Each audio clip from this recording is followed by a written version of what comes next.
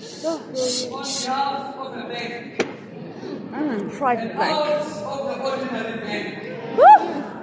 And this bank has sent me to come and deliver a message. They have said to me, go and deliver a message to the class of 2023 at the Dobsonville Program Center. They said to me, go and tell them that we are going to war. Go and tell them, my story is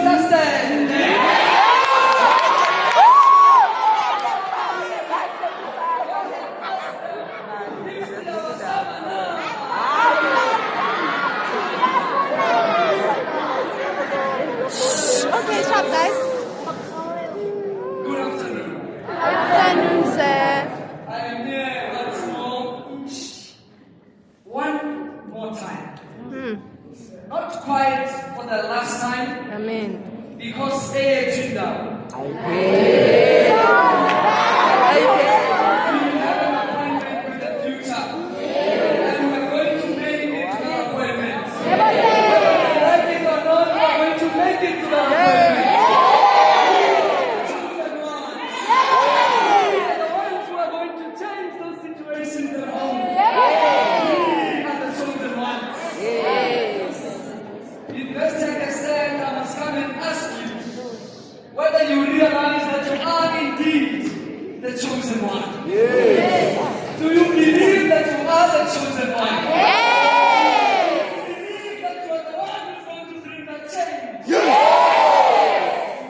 Brothers and sisters, when I was younger, I used to think the Bible is a boring, useless book.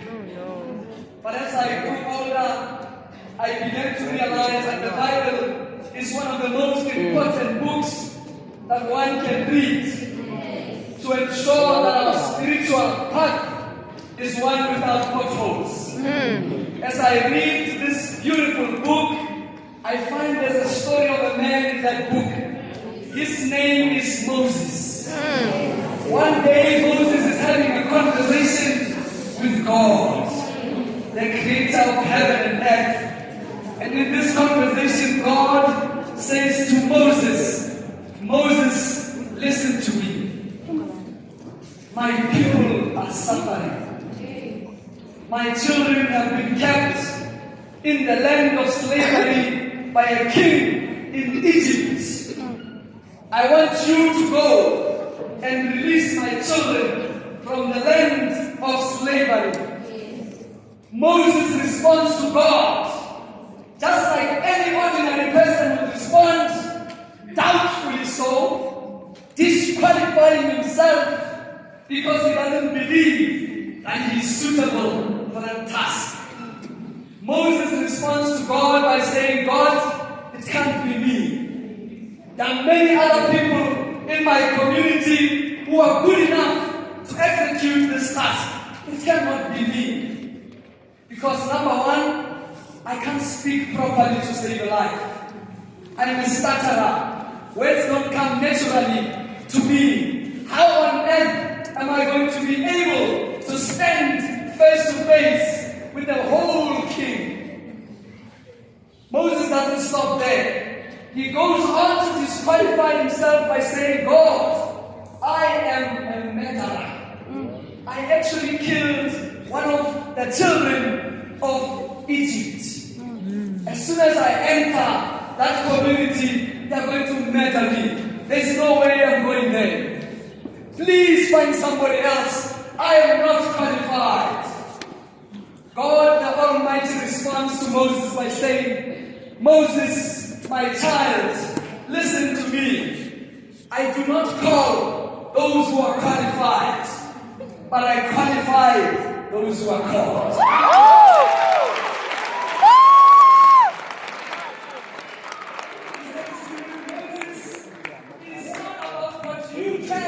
Or can't do. It is about what I, your God, can do. I don't think you guys are kidding me. I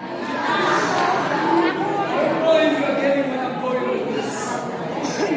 When Moses finally accepts the challenge, because God always has an answer for every excuse that Moses brings up.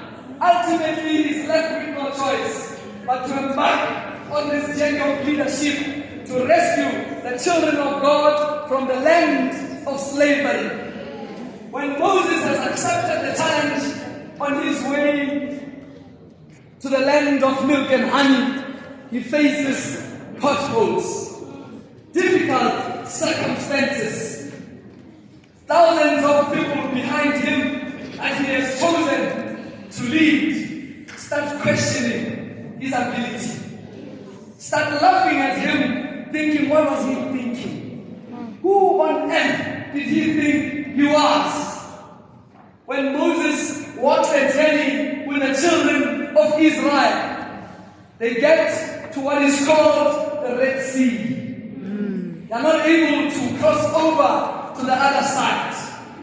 I can imagine those thousands of people starting to laugh at him. I can imagine him feeling embarrassed about the decision to own this journey. When he gets to the Red Sea, Moses says to God, God, you said you qualify those who are not qualified. How on earth am I going to get these thousands of people above this Red Sea? God says to Moses, you have a stick in your hand, Moses. Point the stick to the water and watch my power in front of your eyes. Moses points the stick to the water the first time. Nothing happens. I can imagine the naysayers saying, dude, what were you thinking? I can imagine the naysayers saying, who the hell did you think you were? Moses tries one more time, points the stick to the water. Nothing happens. Finally, when God remembers who God is, when Moses remembers Jeremiah 29 verse 11, that says, for I know the plans I have for you. Plans not to harm you, but to give you hope in the future. When Moses remembers when God said, I knew you before you were formed in your mother's womb. I know the number of hairs on your head. When Moses finally remembers this, he points the stick to the water, this time with confidence. He says to the water, split into two and let the children of my father cross over. Moses points the stick to the water and a miracle happens.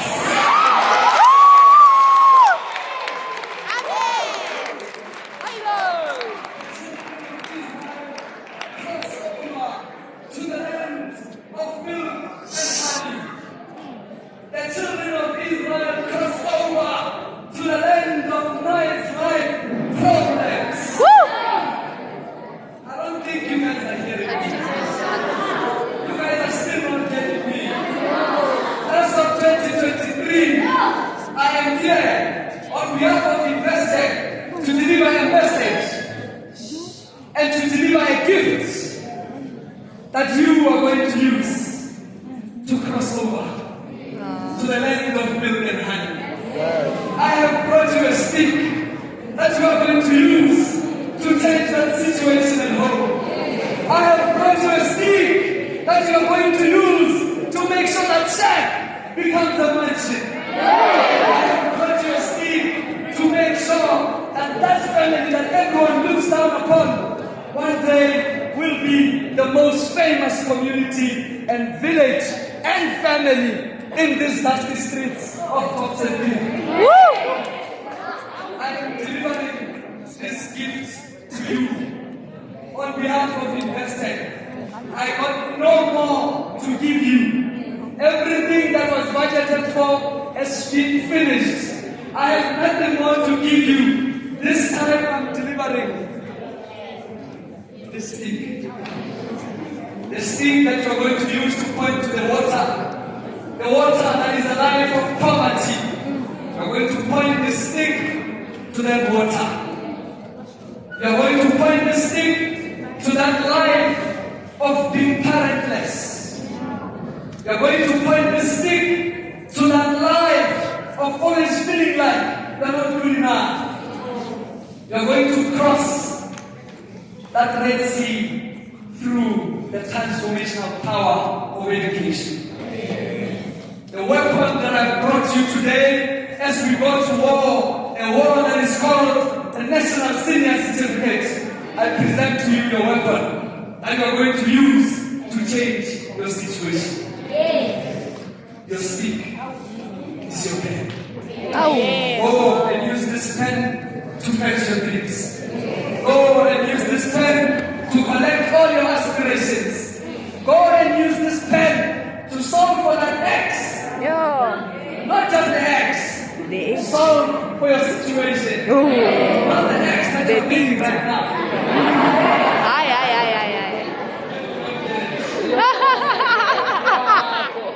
Brothers and sisters, I brought you a weapon that you're going to use to change that situation that you're sick and tired of being sick and tired of.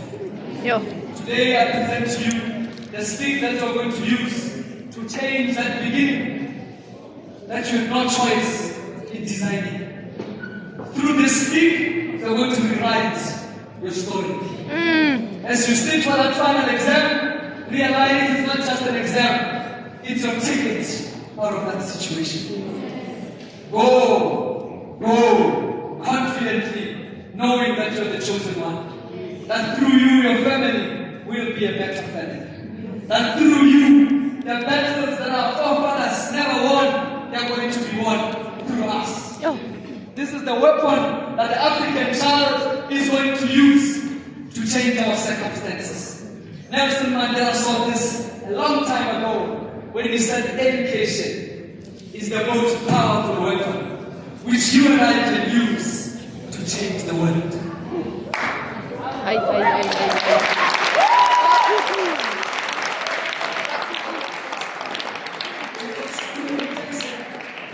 Because through education, the daughter of a domestic worker can become a doctor. Amen. Through education, the son of a mine worker can become the head of the mine. Through education, you too can go and become a material scientist that you dream of becoming. Through education, you too can go and sit in the same lecture hall at the University of Cape Town with the son of British President. Amen.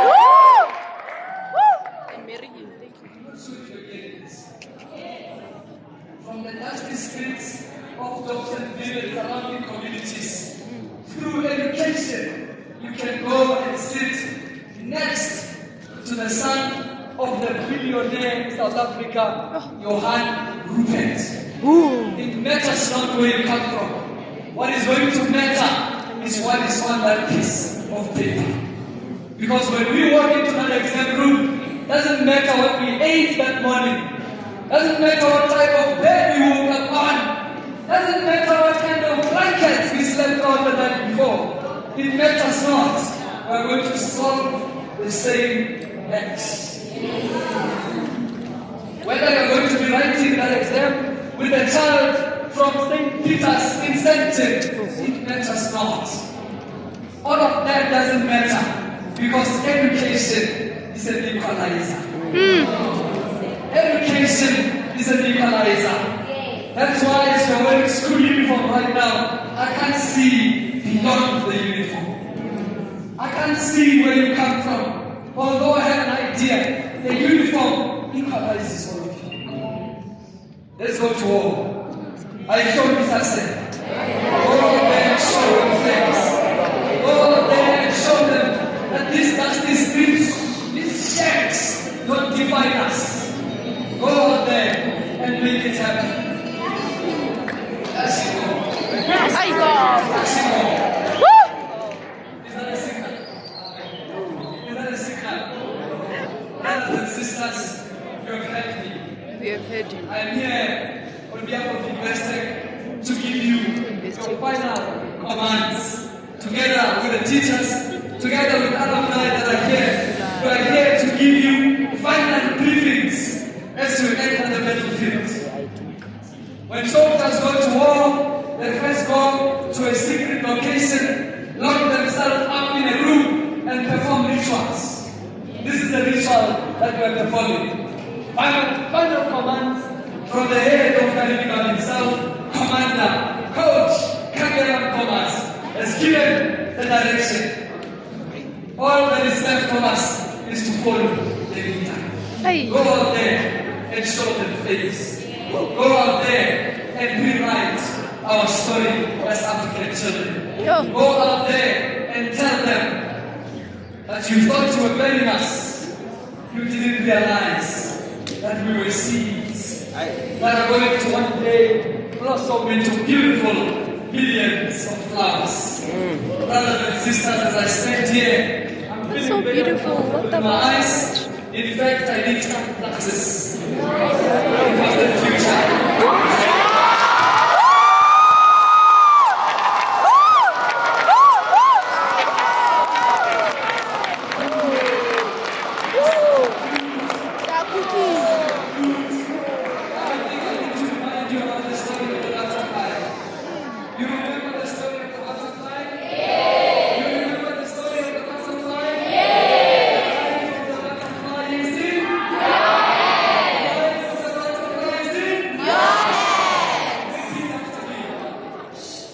Repeat this after me and say it like you mean it. That every action that you're going to take from this point onwards until you and I meet again in the future, that what you're going to be saying right now, you mean it with everything in you. Say death.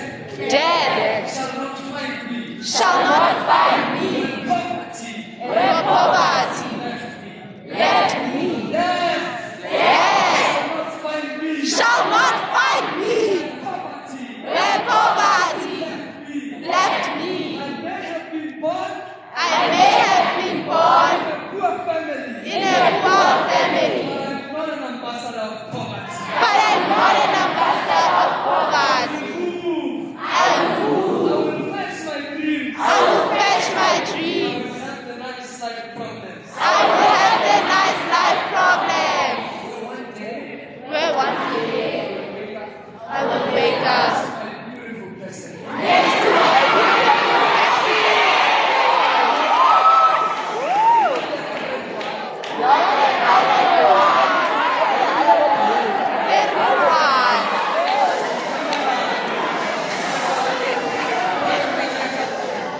I'm closing.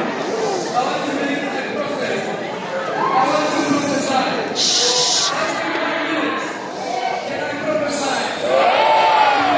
Can I prophesy?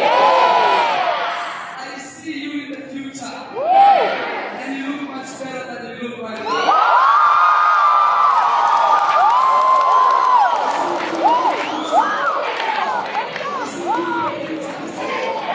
I want you to listen to me. Can I prophesy? I see you waking up in a house that looks much better than the one that you're living in right now. In a double-story house. I see you in bed, waking up one morning next to your beautiful person. I hear you saying something because at that point I see a lot of problems in your life. Nice life problems. I hear you saying to your person,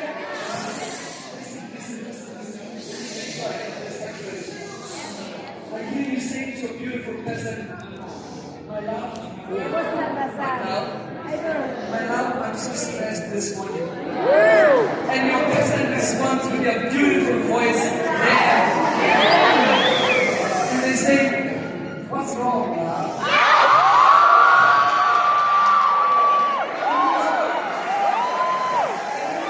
And you respond yourself with a terrible headache. Because I'm about to wake up because I'm not sure which car to ride.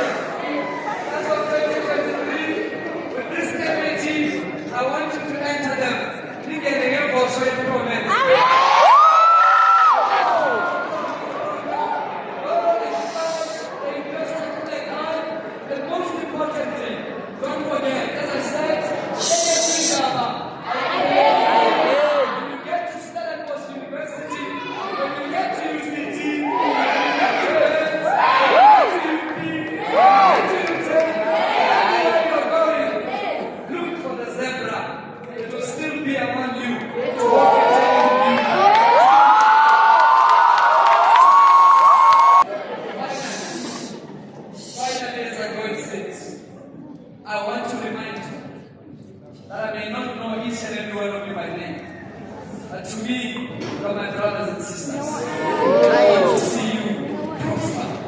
I wish nothing but the best.